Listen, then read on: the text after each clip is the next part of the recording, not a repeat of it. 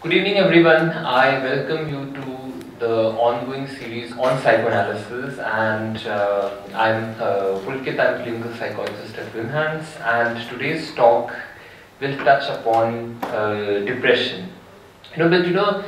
Depression is it's a very broad term, right?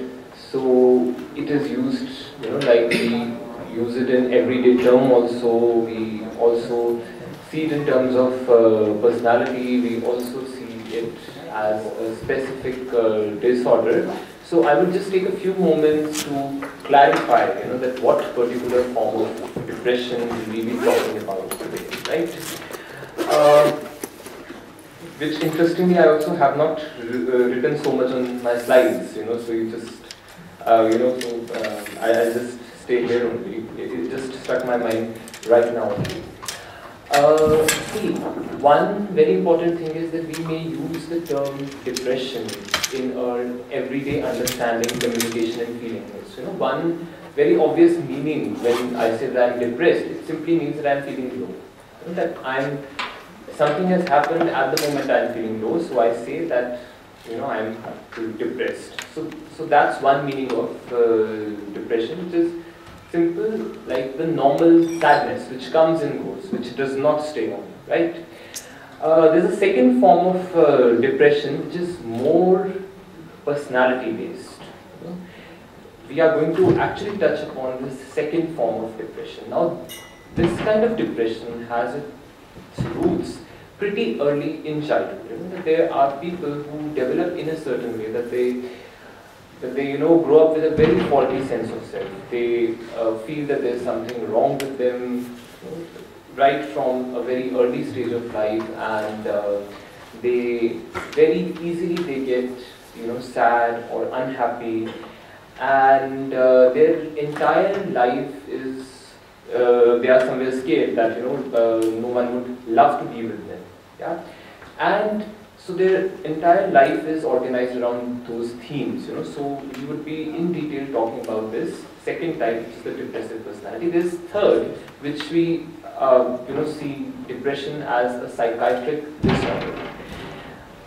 There are many medical causes also which may lead to the onset of depression in a very, in any person at any stage. It could be, something, it could be related to a hormonal imbalance, or it could be something else also. But the difference between a depressive personality and a psychiatric depression is that a psychiatric depression would come, and with treatment it would go, and then it usually does not come back. But the interesting part about the depressive personality is because it's a part of who you are, so it stays on with you. Even if you have antidepressants and everything, it stays on with you. You may feel a little better, you may feel a little pepped up, but the emotion stays on with you. And I just kind of take some more time to clarify this.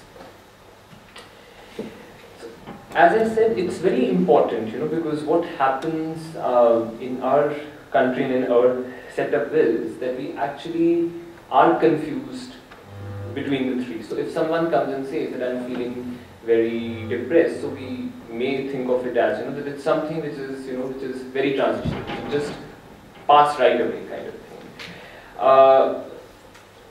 So it's important to be able to distinguish between this normal sadness and other forms of depression.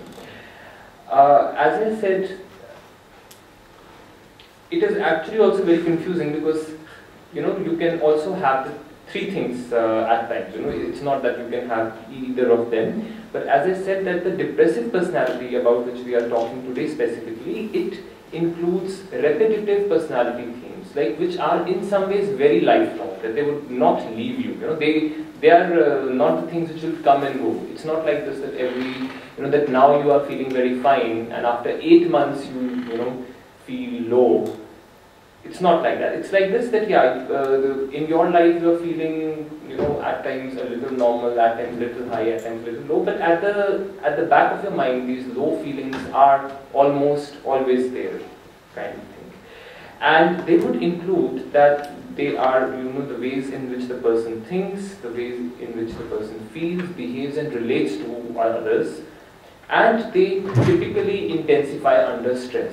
So if everything is going on fine for that person, he or she may be able to manage through life, may be able to work, may be able to, it's like any one of us.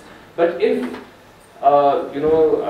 there's an experience of stress, any kind of stress, positive stress, negative stress, then the personality themes start intensifying during that time.